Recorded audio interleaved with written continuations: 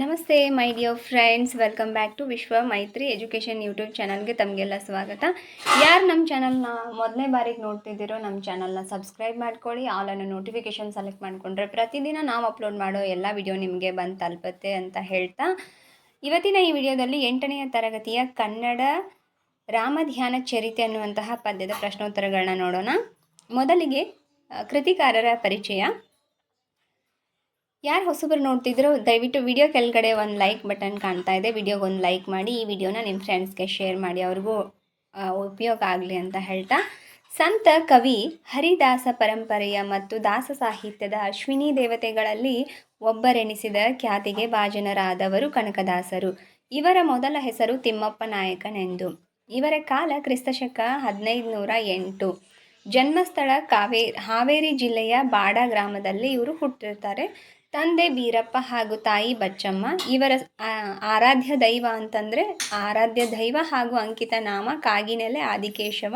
ಇವರು ರಚಿಸಿರುವ ಕೃತಿಗಳು ಹರಿಭಕ್ತಿ ಸಾರ, ರಾಮಧ್ಯಾನ ಚರಿತೆ, ಮೋಹನ ತರಂಗಿಣಿ ಮತ್ತು ನಳಚರಿತ್ರೆ. ಇವೆಲ್ಲದೆ ನೂರಾರು ಕೀರ್ತನೆಗಳು, ಉಗಾಭೋಗ ಸುಳಾದಿಗಳು ಹಾಗೂ ಮಂಡಿಗೆಗಳನ್ನು ಕೂಡ ಇವರು ರಚಿಸಿದ್ದಾರೆ. ಯಾರು? ಕನಕದಾಸರು. ಇದಿಷ್ಟು ಕೃತಿಕಾರರ ಪರಿಚಯ ಆಗಿತ್ತು ಸ್ನೇಹಿತರೆ. ಇವಾಗ ಇನ್ನು ಈ ಪಾಠದ ಎಲ್ಲ ಪ್ರಶ್ನೋತ್ತರಗಳನ್ನ ನೋಡೋಣ. ಈ ಪಾಠದ ನೀವು ಪದದ ಅರ್ಥಗಳನ್ನ ಬರ್ಕೋಬೇಕಾಗತ್ತೆ ಫ್ರೆಂಡ್ಸ್. ಪುಸ್ತಕದಲ್ಲಿ ಪದಗಳ ಅರ್ಥ ಇದೆ, ಹಾಗಾಗಿ ನಾನು ಇದರಲ್ಲಿ ಅದನ್ನು ಬರೆದಿಲ್ಲ. ಪುಸ್ತಕವನ್ನು ನೀವು ಕನ್ನಡ ಪುಸ್ತಕ ನೋಡಿಕೊಂಡು ಅದರಲ್ಲಿ ಇರ್ತಕ್ಕಂತಹ ಪದಗಳ ಅರ್ಥವನ್ನು ಫಸ್ಟ್ ಬರೆದ್ಬಿಟ್ಟು after that you can write these all question and answers. Okay, so let's begin. ಈಗ ಕೊಟ್ಟಿರುವ ಪ್ರಶ್ನೆಗಳಿಗೆ ಒಂದು ವಾಕ್ಯದಲ್ಲಿ ಉತ್ತರಿಸಿ. ಮೊದಲ ಪ್ರಶ್ನೆ, ದೇಶಕ್ಕೆ ಅತಿಶಯವಾದ ಧ್ಯಾನ ಯಾವುದು? ಉತ್ತರ, ದೇಶಕ್ಕೆ ಅತಿಶಯವಾದ ಧ್ಯಾನ ರಾಗಿ. ವಿಹ್ರಿ ಯಾರ ಬಾಯಿಗೆ ತುತ್ತು ಎಂದು ಹೇಳಿದೆ? ಉತ್ತರ, ವಿಹ್ರಿ ಹೆಣದ ಬಾಯಿಗೆ ತುತ್ತು ಎಂದು ಹೇಳಿದ. ಮೂರನೆಯ ಪ್ರಶ್ನೆ, ದಾಶರಥಿ ಎಂದರೆ ಯಾರು? ಉತ್ತರ, ದಾಶರಥಿ ಎಂದರೆ ಶ್ರೀರಾಮ. ನಾಲ್ಕನೆಯ ಪ್ರಶ್ನೆ, ನೆರೆದಗಲ ಯಾರನ್ನು ಆಧರಿಸಿ ಸಲಹುತ್ತದೆ? ನೋಡಿ, ಉತ್ತರ, ನೆರೆದಗಲವು ಕ್ಷಾಮದ ಕಾಲದಲ್ಲಿ ಅನ್ನವಿಲ್ಲದೆ ನಾಶವಾಗುವ ಪ್ರಾಣಿಗಳನ್ನು ಆಧರಿಸಿ ಸಲಹುತ್ತದೆ. ಐದನೆಯ ಪ್ರಶ್ನೆ, ಹರಿಹರ ವಿರಂಚಿತಗಳನ್ನು ಏತಕ್ಕಾಗಿ ಅಯೋಧ್ಯೆಗೆ ಕರೆಸಲಾಗುತ್ತದೆ? ಉತ್ತರ ನೋಡಿ, ಹರಿಹರ ವಿರಂಚಿಗಳನ್ನು ರಾಗಿ ಮತ್ತು ಭತ್ತರ ನಡುವಿನ ವ್ಯಾಜ್ಯಗಳನ್ನು ಪರಿಹರಿಸಲು ಅಯೋಧ್ಯೆಗೆ ಕರೆಸಲಾಗುತ್ತದೆ. ಆರನೆಯ ಪ್ರಶ್ನೆ, ಸೆರೆಗೆ ಯಾರನ್ನು ಹಾಕಲಾಗುತ್ತದೆ?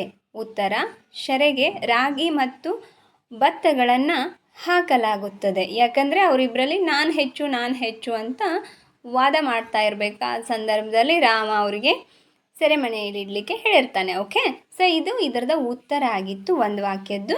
ಆರನೇ ಪ್ರಶ್ನೆ, ಸೆರೆಮನೆಗೆ ಯಾರನ್ನು ಹಾಕಲಾಯಿತು ಅಂತಂದರೆ ನೋಡಿ, ಉತ್ತರ, ರಾಗಿ ಮತ್ತು ಭತ್ತಗಳನ್ನು ಸೆರೆಮನೆಗೆ ಹಾಕಲಾಯಿತು. ಇಷ್ಟು ಪೂರ್ಣ ವಾಕ್ಯದಲ್ಲಿ ನೀವು ಬರಿಬೇಕಾಗ್ತದೆ. ಓಕೆನಾ?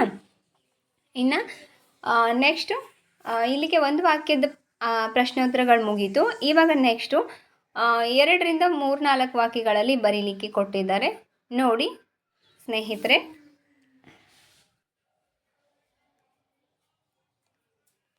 ಕೊಟ್ಟಿರುವ ಪ್ರಶ್ನೆಗಳಿಗೆ 3ರಿಂದ 4 ವಾಕ್ಯಗಳಲ್ಲಿ ಉತ್ತರಿಸಿ. ಮೊದಲ ಪ್ರಶ್ನೆ, ಶ್ರೇಷ್ಠವೆಂದು ಹೇಳಲಾಗಿರುವ ಧಾನ್ಯಗಳು ಯಾವುವು ಅಂತ ಕೇಳಿದ್ದಾರೆ.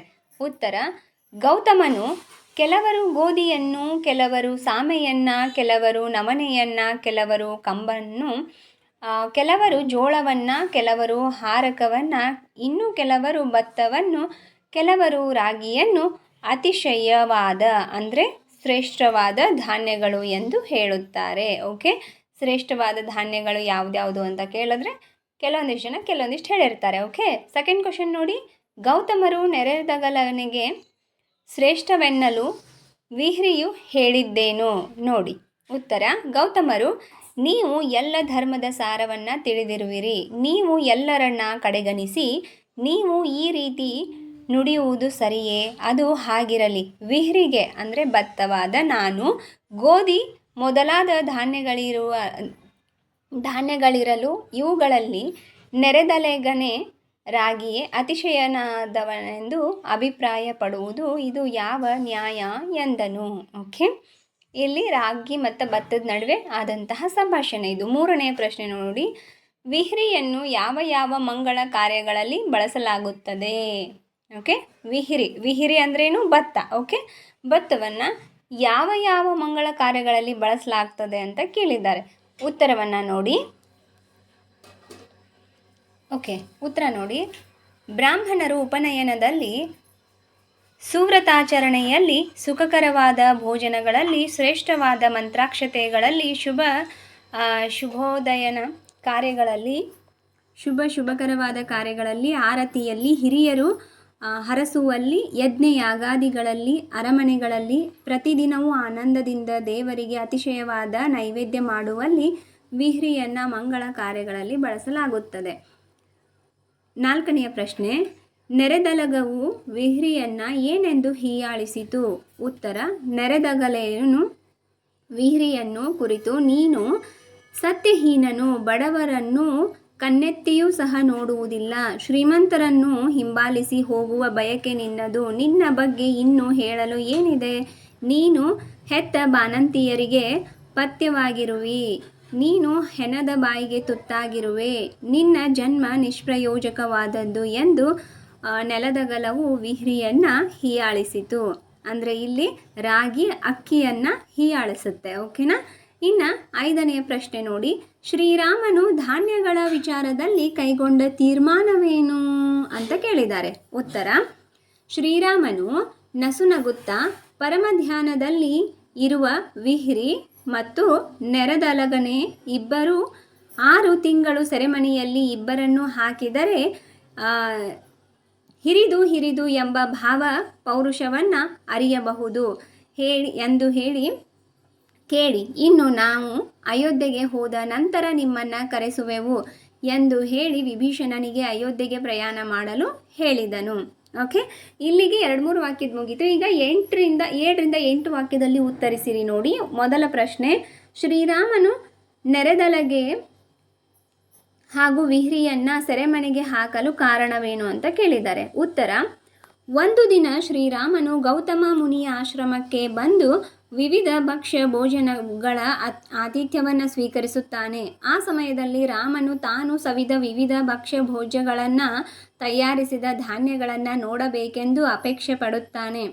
ಆಗ ಗೌತಮರು ಎಲ್ಲ ರೀತಿಯ ಧಾನ್ಯಗಳನ್ನು ತರಿಸಿ ರಾಮನಿಗೆ ತೋರಿಸಿ, ಗೋಧಿಯನ್ನು, ಕೆಲವರು ಸಾಮೆಯನ್ನು, ಕೆಲವರು ನವಣಿಯನ್ನು, ಕೆಲವರು ಕಂಬನ್ನು, ಕೆಲವರು ರಾಗಿಯನ್ನು ಅತಿಶಯವಾದ ಅಂದರೆ ಶ್ರೇಷ್ಠವಾದ ಧಾನ್ಯಗಳು ಎಂದು ಹೇಳುತ್ತಾರೆ. ಆಗ ಭತ್ತವು ಶ್ರೇಷ್ಠವಾದ ಭತ್ತ ನಾನಿರುವಾಗ ರಾಗಿಯನ್ನು ಶ್ರೇಷ್ಠವಾದ ಧಾನ್ಯವೆಂದು ಹೇಳುವುದು ಎಷ್ಟು ಸರಿ ಎಂದು ಪ್ರಶ್ನಿಸಿ ರಾಗಿಯನ್ನು ಹೀಯಾಳಿಸುತ್ತದೆ. ಹೀಗೆ ರಾಗಿ ಮತ್ತು ಭತ್ತಗಳು ತಮ್ಮ ಶ್ರೇಷ್ಠತೆಯನ್ನು ಕೇಳಿಕೊಂಡು ಪರಸ್ಪರ ಮತ್ಸರದಿಂದ ಜಗಳವಾಡುತ್ತಿರುವಾಗ ಶ್ರೀರಾಮನು ನಸುನಗುತ್ತಾ ಪರಮಧ್ಯಾನದಲ್ಲಿ ಇರುವ ಇವರಿಬ್ಬರನ್ನ ಸೆರೆಮನೆಗೆ 6 ತಿಂಗಳು ಇರಿಸಿ, ಹಿರಿದು ಎಂಬ ಇವರ ಪೌರುಷವನ್ನು ತೀರ್ಮಾನಿಸೋಣ ಎಂದು ಹೇಳಿ, ಇನ್ನು ನಾವು ಅಯೋಧ್ಯೆಗೆ ಹೋದ ನಂತರ ನಿಮ್ಮನ್ನು ಕರೆಸುವೆವು ಎಂದು ಹೇಳಿ ಅವರಿಬ್ಬರನ್ನ ಸೆರೆಮನೆಗೆ ಹಾಕುತ್ತಾರೆ. ಎರಡನೆಯ ಪ್ರಶ್ನೆ, ನೆರೆದಲಗ ಹಾಗೂ ವಿಹಿರಿಗಳ ನಡುವೆ ನಡೆದ ಸಂವಾದವನ್ನು ನಿಮ್ಮ ಮಾತುಗಳಲ್ಲಿ ವಿವರಿಸಿ ಅಂತ ಹೇಳಿದ್ದಾರೆ. ಉತ್ತರ, ವಿಹಿರಿಗನು ನೆರೆದಲಗನೆಗೆ, ಏನು ನೆರೆದಲೆಗನೆ, ನೀನು ನನಗೆ ಸಮಾನನೇ. ಶ್ರೀರಾಮನು ನಿಮ್ಮಿಬ್ಬರ ದೋಷಗಳನ್ನು ತಿಳಿದಿರುವನು. ಶ್ರೀರಾಮನ ಬಳಿಯಲ್ಲಿ ಕುಲಹೀನನಾದ ನೀನು, ಮತಿಹೀನನಾದ ನೀನು ನಿನ್ನ ಪ್ರತಿಷ್ಠೆಯನ್ನು ಸುಡು ಎಂದು ಕೋಪದಲ್ಲಿ ಹೇಳುತ್ತಾ ಬೈದು ಅವಮಾನಿಸಿದನು. ಆಗ ವಿಹಿರಿಗನು ನೆರೆದಲಗನಿಗೆ, ಬ್ರಾಹ್ಮಣರು ಉಪನಯನದಲ್ಲಿ, ಸುವ್ರತಾಚರಣೆಗಳಲ್ಲಿ, ಸುಖಕರವಾದ ಭೋಜನಗಳಲ್ಲಿ, ಶ್ರೇಷ್ಠವಾದ ಮಂತ್ರಾಕ್ಷತೆಗಳಲ್ಲಿ, ಶುಭನ ಕಾರ್ಯಗಳಲ್ಲಿ, ಆರತಿಯಲ್ಲಿ, ಹಿರಿಯರು ಹರಸುವಲ್ಲಿ, ಯಜ್ಞ ಯಾಗಾದಿಗಳಲ್ಲಿ, ಅರಮನೆಯಲ್ಲಿ, ಪ್ರತಿದಿನವೂ ಆನಂದದಿಂದ ದೇವರಿಗೆ ಅತಿಶಯವಾದ ನೈವೇದ್ಯ ಮಾಡುವಲ್ಲಿ ನಾನಿರುವೆನು ಎಂದು. ಆಗ ರಾಗಿಯು, ನೀನು ಸತ್ಯಹೀನನು, ಬಡವರನ್ನು ಕಣ್ಣೆತ್ತಿಯೂ ಸಹ ನೋಡುವುದಿಲ್ಲ, ಶ್ರೀಮಂತರನ್ನು ಹಿಂಬಾಲಿಸಿ ಹೋಗುವ ಬಯಕೆ ನಿನ್ನದು, ನಿನ್ನ ಬಗ್ಗೆ ಇನ್ನೂ ಹೇಳಲು ಏನಿದೆ? ನೀನು ನೀನು ನೀನು ಹೆತ್ತ ಬಾಣಂತಿಯರಿಗೆ ಪಥ್ಯವಾಗಿರುವೆ. ನೀನು ಹೆಣದ ಬಾಯಿಗೆ ತುತ್ತಾಗಿರುವೆ. ನಿನ್ನ ಜನ್ಮ ನಿಷ್ಪ್ರಯೋಜಕವಾದದ್ದು ಎಂದು ಭತ್ತಕ್ಕೆ ಹೇಳುತ್ತದೆ. ಹೀಗೆ ನೆರೆದಲಗ ಹಾಗೂ ವಿಹರಿಗಳ ನಡುವೆ ನಡೆದ ಸಂದರ್ಭ ಸಹಿತ ಸ್ವಾರಸ್ಯವನ್ನು ವಿವರಿಸಿ. ಮೊದಲ ಸಂದರ್ಭ: ನಮ್ಮನ್ನು ದೇಶಕತಿಶಿತ ನೆರೆದಲಗ. ನೋಡಿ ಉತ್ತರ. ಆಯ್ಕೆ: ಈ ವಾಕ್ಯವನ್ನು ಶ್ರೀ ಕನಕದಾಸರು ರಚಿಸಿರುವ ರಾಮಧ್ಯಾನ ಚರಿತ ಎಂಬ ಕೃತಿಯಿಂದ ಆಯ್ದ ರಾಮಧ್ಯಾನ ಚರಿತ ಎಂಬ ಪದ್ಯ ಭಾಗದಿಂದ ಆರಿಸಲಾಗಿದೆ. ಸಂದರ್ಭ: ಒಂದು ದಿನ ಶ್ರೀರಾಮನು ಗೌತಮ ಮುನಿಯ ಆಶ್ರಮಕ್ಕೆ ಬಂದು ವಿವಿಧ ಭಕ್ಷ್ಯ ಭೋಜ್ಯಗಳ ಆತಿಥ್ಯವನ್ನು ಸ್ವೀಕರಿಸುತ್ತಾನೆ. ಆ ಸಮಯದಲ್ಲಿ ರಾಮನು ತಾನು ಸೇವಿಸಿದ ವಿವಿಧ ಭಕ್ಷ್ಯ ಭೋಜ್ಯಗಳನ್ನು ತಯಾರಿಸಿದ ಧಾನ್ಯಗಳನ್ನು ನೋಡಬೇಕೆಂದು ಅಪೇಕ್ಷೆ ಪಡುತ್ತಾನೆ ಮತ್ತು ತಾನು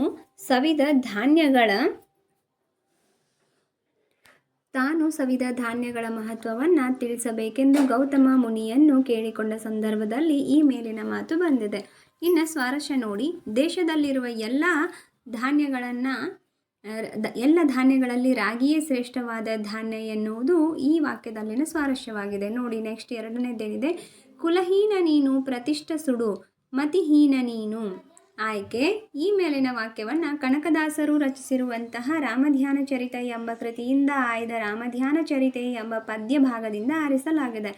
ಸಂದರ್ಭ: ಶ್ರೀರಾಮನ ಬಳಿಯಲ್ಲಿ ಕುಲಹೀನನಾದ ನೀನು, ಮತಿಹೀನನಾದ ನೀನು ನಿನ್ನ ಪ್ರತಿಷ್ಠೆಯನ್ನು ಸುಡು ಎಂದು ಕೋಪದಲ್ಲಿ ಹೇಳುತ್ತಾ ಬೈದು ಅವಮಾನಿಸಿದ ಸಂದರ್ಭದಲ್ಲಿ ವಿಹರಿಯು ನೆರೆದಲೆಗನಿಗೆ ಈ ಮೇಲಿನ ಮಾತನ್ನು ಹೇಳುತ್ತಾನೆ. ಸ್ವಾರಸ್ಯ: ವಿಹರಿಯು ರಾಗಿಯನ್ನು ಕುಲಹೀನ, ಮತಿಹೀನ, ನೀನು ಶ್ರೇಷ್ಠನಲ್ಲ ಎಂದು ಅವಮಾನಿಸುವುದು ಸ್ವಾರಸ್ಯಕರವಾಗಿದೆ. ಇದು ಎರಡನೆಯ ವಾಕ್ಯದ ಸಂದರ್ಭ ಮತ್ತು ಸ್ವಾರಸ್ಯ ಆಗಿತ್ತು. ಇನ್ನು ಮೂರನೇದು ನೋಡಿ ಸ್ನೇಹಿತರೆ. ಮೂರನೇದು: ವಿಲಯ ಕಾಲದೋಳನ್ನವಿಲ್ಲದೆ ಅಳಿವ ಪ್ರಾಣಿಗಳಾಧರಿಸಿ ಸಲಹುವೆ. ಆಯ್ಕೆ: ಈ ವಾಕ್ಯವನ್ನು ಕನಕದಾಸರು ರಚಿಸಿರುವ ರಾಮಧ್ಯಾನ ಚರಿತೆ ಎಂಬ ಕೃತಿಯಿಂದ ಆಯ್ದ ರಾಮಧ್ಯಾನ ಚರಿತೆ ಎಂಬ ಪದ್ಯ ಭಾಗದಿಂದ ಆರಿಸಲಾಗಿದೆ. ಸಂದರ್ಭ: ಗೌತಮ ಮುನಿಯ ಆಶ್ರಮದಲ್ಲಿ ಶ್ರೀರಾಮನ ಮುಂದೆ ನೆರೆದಲೆಗ ಮತ್ತು ಹಿರಿಗಳು ತಮ್ಮ ತಮ್ಮ ಶ್ರೇಷ್ಠತೆಯನ್ನು ಹೇಳಿಕೊಂಡು ಪರಸ್ಪರ ಜಗಳವಾಡಿಕೊಂಡ ಸಂದರ್ಭದಲ್ಲಿ ಈ ಮೇಲಿನ ಮಾತು ಬಂದಿದೆ. ಸ್ವಾರಸ್ಯ: ರಾಗಿಯು ಬೆಳೆಯಲು ಕಡಿಮೆ ನೀರು ಸಾಕು, ಬರಗಾಲದಲ್ಲೂ ಸಹ ಬೆಳೆದು ಪ್ರಾಣಿಗಳನ್ನು ಸಲಹುತ್ತದೆ. ಆದ್ದರಿಂದ ರಾಗಿಯೇ ಶ್ರೇಷ್ಠ ಎಂಬುದು ಸ್ವಾರಸ್ಯಕರವಾಗಿ ಈ ವಾಕ್ಯದಲ್ಲಿ ಮೂಡಿ ಬಂದಿದೆ. ನಾಲ್ಕನೇದು ನೋಡಿ. ಇವರಿರಲಿ ಸೆರೆಯೊಳಗಾರು ತಿಂಗಳು. ಆಯ್ಕೆ: ಈ ಮೇಲಿನ ವಾಕ್ಯವನ್ನು ಕನಕದಾಸರು ರಚಿಸಿರುವ ರಾಮಧ್ಯಾನ ಚರಿತ ಎಂಬ ಕೃತಿಯಿಂದ ಆಯ್ದ ರಾಮಧ್ಯಾನ ಚರಿತೆ ಎಂಬ ಪದ್ಯ ಭಾಗದಿಂದ ಆರಿಸಲಾಗಿದೆ. ಸಂದರ್ಭ: ಪರಮಧ್ಯಾನದಲ್ಲಿ ಇವರು ಇಬ್ಬರೇ ಸೆರೆಮನೆಯೊಳಗೆ 6 ತಿಂಗಳು ಇರಲಿ, ಹಿರಿದು ಕಿರಿದು ಎಂಬ ಇವರ ಪೌರುಷವನ್ನು ಅರಿಯಬಹುದು ಎಂದು ಹೇಳಿದ ಸಂದರ್ಭದಲ್ಲಿ ಶ್ರೀರಾಮನು ಈ ಮಾತನ್ನು ಹೇಳಿದ್ದಾರೆ. ಸ್ವಾರಸ್ಯ: ರಾಗಿ ಮತ್ತು ಭತ್ತದಲ್ಲಿ ಯಾರು ಶ್ರೇಷ್ಠ ಎಂಬುದನ್ನು ತಿಳಿದುಕೊಳ್ಳಲು ಶ್ರೀರಾಮನು ಅವರನ್ನು 6 ತಿಂಗಳು ಸೆರೆಮನೆಯಲ್ಲಿಟ್ಟು ಪರೀಕ್ಷಿಸುವ ತೀರ್ಮಾನ ಸ್ವಾರಸ್ಯಕರವಾಗಿದೆ. ಓಕೆ, ಇದು 4 ಎಲ್ಲಿಗೆ ಎಲ್ಲ ಸಂದರ್ಭ ಸಹಿತ ಉತ್ತರಿಸಿ ಮುಗೀತು. ಸಂದರ್ಭ ಸಹಿತ ಸ್ವಾರಸ್ಯವನ್ನು ಬರೆಯಿರಿ ಮುಗೀತು. 4 ಇದ್ವು. ಇವಾಗ ಬಿಟ್ಟ ಸ್ಥಳ ಕೊಟ್ಟಿದ್ದಾರೆ. ಮುದ್ದು ಮಕ್ಕಳೇ, ಡಿಯರ್ ಫ್ರೆಂಡ್ಸ್, ನೋಡೋಣ ಬನ್ನಿ. ನೋಡಿ, ಮೊದಲ 2 ಪದಗಳಿಗಿರುವ ಸಂಬಂಧದಂತೆ ಮೂರನೆಯ ಪದಕ್ಕೆ ಸಂಬಂಧಿಸಿದ ಪದವನ್ನು ಆರಿಸಿ ಬರೆಯಿರಿ ಅಂತ ಹೇಳಿದ್ದಾರೆ. ಪುರಂದರದಾಸರು ಪುರಂದರ ವಿಠಲ, ಕನಕದಾಸರು ಕಾಗಿನೆಲೆಯ ಆದಿಕೇಶವ, ಇದು ಅವರ ಅಂಕಿತ ನಾಮ ಕಾವ್ಯಗಳದು. ವಿಹರಿ ಭತ್ತ, ನೆರೆದಲಗ ರಾಗಿ, ಬಾಣಂತಿಯರಿಗೆ ಪಥ್ಯ, ಹೆಣದ ಬಾಯಿಗೆ ತುತ್ತು, ಕ್ಷಿತಿ ಭೂಮಿ, ವಿರಂಚಿ ಅಂದರೆ ಬ್ರಾಹ್ಮಣ. ಓಕೆ, ಸೊ ನೆಕ್ಸ್ಟ್ ಬ್ರಹ್ಮ, ವಿರಂಚಿ ಬ್ರಹ್ಮ. ಓಕೆ, ಮುಂದೆ ನೋಡಿ, ಗುಂಪಿಗೆ ಸೇರದ ಪದಗಳನ್ನು ಆಯ್ದು ಬರೆಯಿರಿ ಅಂತ ಹೇಳಿದ್ದಾರೆ. ನೋಡಿ, ಇದರಲ್ಲಿ ರಾಮಾಶ್ವಮೇಧಂ ಆಗುತ್ತೆ ಒಂದನೇದು. ಎರಡನೇದು ಕನಕದಾಸರು, ಪುರಂದರದಾಸರು, ವ್ಯಾಸರಾಯರು, ಬಸವಣ್ಣ. ಇದರಲ್ಲಿ ಬಸವಣ್ಣನವರು ತೆಗಿಬೇಕಾಗತ್ತೆ, ಅವರು ವಚನ ಸಾಹಿತ್ಯದವರು, ದಾಸ ಸಾಹಿತ್ಯರು, ಮಿಕ್ಕವರು ಮೂವರು. ವಿಹಿರಿ, ಗೋಧಿ, ನೆಲ್ಲು, ಭತ್ತ. ಸೊ ಇದರಲ್ಲಿ ನೋಡಿ, ಭತ್ತ, ಗೋಧಿಯನ್ನು ನಾವು ತೆಗಿಬೇಕಾಗ್ತದೆ. ಓಕೆನಾ, ಗೋಧಿಯನ್ನು ತೆಗಿಬೇಕು. ಗುಣಸಂಧಿ, ಲೋಪಸಂಧಿ, ಆಗಮ ಸಂಧಿ ಮತ್ತು ಆದೇಶ ಸಂಧಿ. ಇದರಲ್ಲಿ ನಾವು ಗುಣಸಂಧಿ ತೆಗಿಬೇಕು, ಯಾಕಂದರೆ ಲೋಪಸಂಧಿ, ಆಗಮ ಸಂಧಿ, ಆದೇಶ ಸಂಧಿ ಇವು ಕನ್ನಡ ಸಂಧಿಗಳು. ಗುಣಸಂಧಿ ಸಂಸ್ಕೃತದ ವ್ಯಂಜನ ಸಂಧಿ ಆಗ್ತದೆ. ಓಕೆನಾ. ಸೊ ಇನ್ನು ನೆಕ್ಸ್ಟ್ ಏನು ಕೊಟ್ಟಿದ್ದಾರೆ ನೋಡಿ, ಕೊಟ್ಟಿರುವ ಪದ್ಯ ಭಾಗವನ್ನು ಕಂಠಪಾಠ ಮಾಡಿ ಅಂತ ಹೇಳಿದ್ದಾರೆ. ಓಕೆ, ಇದರಲ್ಲಿ ಪದ್ಯ ಈಗ ನಾನು ಬರೆದಿದ್ದೀನಿ, ಇದನ್ನು ನೀಟಾಗಿ ನೀವು ನೋಟ್ಸ್ ಬರ್ಕೊಂಡು ಇದನ್ನು ನೀವು ಸರಿಯಾಗಿ ಕಂಠಪಾಠ ಮಾಡ್ಕೊಳ್ಳಿ. ಇಲ್ಲಿಗೆ ಪಾಠದ ಪ್ರಶ್ನೋತ್ತರಗಳು ಮುಗೀತು. ಇವಾಗ ಭಾಷಾ ಚಟುವಟಿಕೆದೊಂದು ಸ್ವಲ್ಪ ಇದೆ, ಕ್ವಶನ್ ಆನ್ಸರ್ಸು, ಅದನ್ನು ನೋಡೋಣ. ನೋಡಿ, ಕೊಟ್ಟಿರುವ ಪ್ರಶ್ನೆಗಳಿಗೆ ಉತ್ತರಿಸಿ. ಮೊದಲನೇ ಪ್ರಶ್ನೆ, ಮಾತ್ರೆ ಎಂದರೇನು, ಉದಾಹರಣೆ ಸಹಿತ ವಿವರಿಸಿ ಅಂತ ಹೇಳಿದ್ದಾರೆ. ನೋಡಿ, ಛಂದಶಾಸ್ತ್ರದಲ್ಲಿ ಮಾತ್ರೆ ಎಂದರೆ ಕಾಲವನ್ನು ಅಳೆಯುವ ಮಾನ. ಒಂದು ಹ್ರಸ್ವ ಅಕ್ಷರವನ್ನು ಉಚ್ಚರಿಸಲು ಬೇಕಾಗುವ ಕಾಲವೇ ಒಂದು ಮಾತ್ರ ಕಾಲ. ಮಾತ್ರೆಗಳಲ್ಲಿ ಲಘು ಮತ್ತು ಗುರು ಎಂಬ ಎರಡು ವಿಧಗಳಿವೆ. ಲಘುವನ್ನು ಯು ಎಂತಲೂ ಗುರುವನ್ನು ಮೈನಸ್ ಚಿಹ್ನೆ ಥರ ಅಂತಲೂ ಗುರುತಿಸಲಾಗುತ್ತದೆ. ಓಕೆ. ಸೊ ಎರಡನೇ ಪ್ರಶ್ನೆ ನೋಡಿ, ಮಾತ್ರಾಗಣ ಎಂದರೇನು, ಅದರ ವಿಧಗಳಾವು ತಿಳಿಸಿ ಎಂದಿದ್ದಾರೆ. ಉತ್ತರ, ಮಾತ್ರೆಗಳ ಆಧಾರದಿಂದ ಘನ ವಿಭಾಗ ಮಾಡಲಾಗುವ ಮಾತ್ರಾಗಣದಲ್ಲಿ 3 ಮಾತ್ರಾಗಣ, 4 ಮಾತ್ರಾಗಣ ಮತ್ತು 5 ಮಾತ್ರಾಗಣ ಎಂಬುದಾಗಿ 3 ವಿಧಗಳಿವೆ. ಓಕೆ, ನೆಕ್ಸ್ಟ್ ನೋಡ್ರಿ, ನೆಕ್ಸ್ಟ್ ಪ್ರಶ್ನೆಗೆ ಓಕೆ ಉತ್ತರ ನೋಡಿ, 4 ಪಾದಗಳಿರಬೇಕು. 1 ಮತ್ತು 3ನೆಯ ಪಾದಗಳು ಪರಸ್ಪರ ಸಮವಾಗಿದ್ದು 4 ಮಾತ್ರೆಗಳ ತಲಾ 3 ಗಣಗಳಿರಬೇಕು. 2 ಮತ್ತು 4ನೆಯ ಪಾದಗಳು ಪರಸ್ಪರ ಸಮವಾಗಿದ್ದು 4 ಮಾತ್ರೆಗಳ ತಲಾ 5 ಗಣಗಳಿರಬೇಕು. ಪ್ರತಿ ಪಾದವು ಆದಿಪ್ರಾಸದಿಂದ ಕೂಡಿರಬೇಕು. ಓಕೆ, 4ನೇ ಪ್ರಶ್ನೆ ನೋಡಿ, ಷಟ್ಪದಿ ಎಂದರೇನು, ಭಾಮಿನಿ ಷಟ್ಪದಿಯ ಲಕ್ಷಣಗಳೇನು. ಉತ್ತರ, 6 ಪಾದಗಳಿಂದ ಕೂಡಿರುವ ಪದ್ಯವೇ ಷಟ್ಪದಿ. ಷಟ್ಪದಿಯಲ್ಲಿ ಶರ, ಕುಸುಮ, ಭೋಗ, ಭಾಮಿನಿ, ವಾರ್ಧಕ, ಪರಿವರ್ಧಿನಿ ಎಂದು 6 ವಿಧಗಳಿವೆ. ಭಾಮಿನಿ ಷಟ್ಪದಿ ಇಂತಿದೆ. 6 ಪಾದಗಳಿರಬೇಕು. 1, 2, 4 ಮತ್ತು 5ನೆಯ ಪಾದಗಳು ಪರಸ್ಪರ ಸಮವಾಗಿರುತ್ತವೆ. 3 ಮಾತ್ರೆಗಳ ನಂತರ 4 ಮಾತ್ರೆಗಳ ತಲಾ 2 ಗಣಗಳಿರಬೇಕು. 3 ಮತ್ತು 6ನೆಯ ಪಾದಗಳು ಪರಸ್ಪರ ಸಮಾನವಾಗಿದ್ದು 3 ಮಾತ್ರೆಗಳ ನಂತರ 4 ಮಾತ್ರೆಗಳ ತಲಾ 3 ಗಣಗಳು ಮತ್ತು 1 ಗುರು ಇರಬೇಕು. ಪ್ರತಿ ಪಾದವು ಆದಿಪ್ರಾಸದಿಂದ ಕೂಡಿರಬೇಕು. ಸೊ ಇಲ್ಲಿಗೆ ಈ ಪಾಠದ ಎಲ್ಲ ಪ್ರಶ್ನೋತ್ತರಗಳು ಮುಗೀತು, ಎಲ್ಲ ಭಾಷಾಭ್ಯಾಸನೂ ಮುಗೀತು. ಇಲ್ಲಿವರೆಗೂ ನಮ್ಮ ವಿಡಿಯೋನ ನೋಡಿದ್ದಕ್ಕೆ ಧನ್ಯವಾದಗಳು ಡಿಯರ್ ಫ್ರೆಂಡ್ಸ್. ಯಾರು ಹೊಸಬರು ನೋಡ್ತಿದ್ದೀರೋ ದಯವಿಟ್ಟು ನಮ್ಮ ಚಾನಲ್ನ ಸಬ್ಸ್ಕ್ರೈಬ್ ಮಾಡ್ಕೊಳ್ಳಿ. ವಿಡಿಯೋ ಕೆಳಗಡೆ ಲೈಕ್ ಬಟನ್ ಕಾಣಿಸ್ತಿದೆ, ದಯವಿಟ್ಟು ವಿಡಿಯೋಗೊಂದು ಲೈಕ್ ಮಾಡಿ. ಈ ವಿಡಿಯೋನ ನಿಮ್ಮ ಫ್ರೆಂಡ್ಸ್ಗೆ ಶೇರ್ ಮಾಡಿ. ಮುಂದಿನ ವಿಡಿಯೋದಲ್ಲಿ ಮತ್ತೆ ಸಿಗೋಣ. ನಮಸ್ಕಾರ. Thank you.